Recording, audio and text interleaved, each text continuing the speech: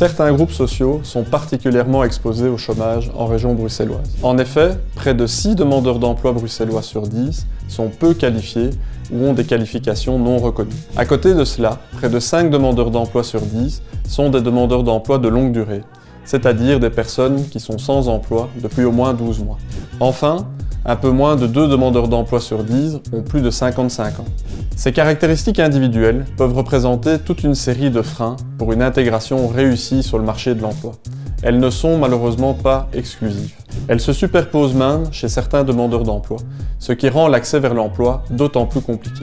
C'est plus problématique en région bruxelloise car son marché de l'emploi, principalement tourné vers l'économie de services, est exigeant, notamment en termes de bilinguisme, de diplôme et d'expérience nécessaires pour décrocher un emploi.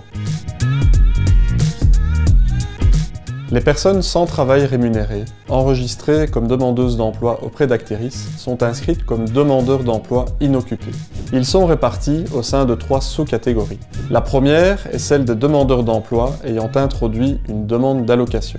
Ceux-ci perçoivent des allocations de chômage ou des allocations d'insertion. Cette catégorie représente une part importante des demandeurs d'emploi inoccupés. La deuxième est celle des jeunes en stage d'insertion professionnelle. Il s'agit des jeunes qui viennent de terminer leurs études et qui n'ont pas encore travaillé ou pas suffisamment pour ouvrir le droit aux allocations de chômage. La troisième catégorie est celle des autres demandeurs d'emploi inoccupés, où l'on retrouve principalement les personnes en attente d'une décision de l'ONEM concernant leur admissibilité aux allocations de chômage, les personnes bénéficiant d'un revenu d'intégration sociale auprès du CPS, ou encore celles qui ne disposent d'aucun revenu de remplacement.